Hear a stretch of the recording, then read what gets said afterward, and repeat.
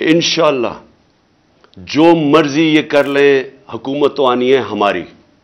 میں انشاءاللہ اپنے اللہ کے سامنے یہ کہتا ہوں کہ اس باری پہلے تو آپ نے قانون توڑ کے بچ گئے، پہلے تو آپ نے غیر قانونی چیزیں کی اور ہمارے فنڈامنٹل رائٹس کی زیادتی کر کے، ظلم کر کے بچ گئے.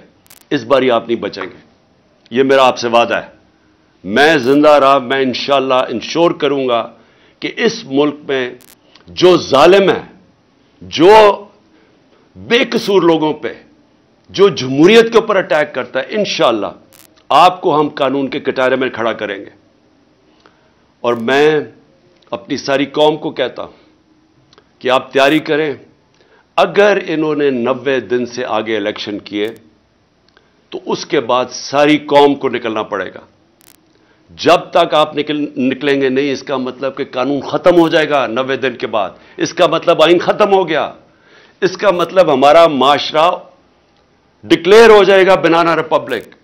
اس کا مطلب کہ یہ ثابت ہو جائے گا کہ پاکستان میں صرف جنگل کا قانون ہے. اس لیے عوام نے اس ملک کے آئین کی ہے. اور جس طرح کا اٹیک کیا جا رہا ہے پاکستان کے ججز کے اوپر، جس جج سے ان کو لگتا ہے کہ جی ہمارے خلاف فیصلہ دے دے گا، اس کے پیچھے پڑ جاتے ہیں. یہ مافیا ہے. میں یاد کرانا چاہتا ہوں قوم کو کہ انہوں نے سپریم کورٹ کو حملہ کیا اس کے اوپر ڈنڈوں سے. یہ دنیا میں کہیں اس کی مثال نہیں ہے. جمہوریت میں چھوڑے، آمریت میں اس کی مثال نہیں ہے کہ ایک سپریم کورٹ پہ حملہ کیا گیا اور ایک دیانتدار چیف جسٹس سجاد علی شاہ اس کو بگایا گیا.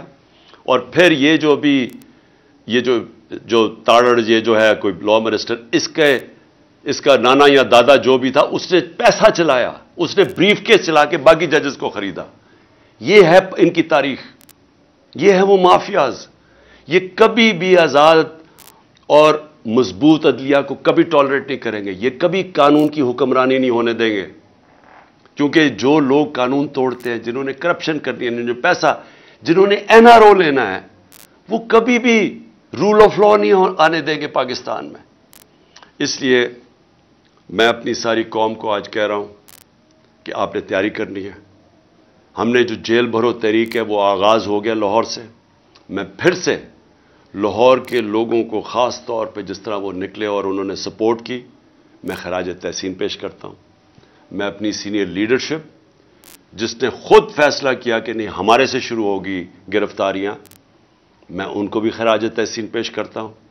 اور جو مجھے کل ابھی سے میسیجز آ رہی ہیں پشاور سے کہ ساری لیڈرشپ وہاں بھی تیار ہے اور عوام بھی تیار ہے جیلوں کے لیے، میں ان کو ابھی سے خراج تحسین پیش کر رہا ہوں.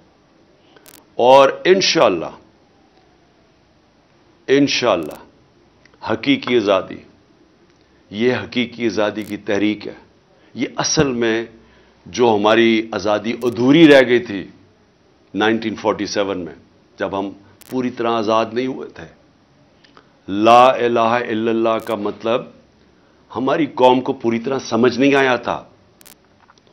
جو بھی لا الہ الا اللہ پڑھتا ہے وہ کبھی کسی قسم کی غلامی نہیں کرتا، اور خاص طور پہ خوف کے بت کی کبھی وہ پوجا نہیں کرتا. قرآن کی آیت ہے جو لوگ ایمان لے آئے اللہ ان کے خوف دور کر دیتا ہے. اللہ نے آج میں نے دیکھا لوگوں کے خوف دور کر دیے. میں نے وہ لوگوں کو جو آج دیکھیں سینز، میں اللہ کا جتنا بھی شکر ادا کروں وہ کم ہے. کیونکہ اللہ ہمیں اس حقیقی آزادی کی طرف لے کے جا رہا ہے جو صرف خوف کی وجہ سے ہمیں جس کی وجہ سے غلام رکھا تھا. پاکستان زندہ باد.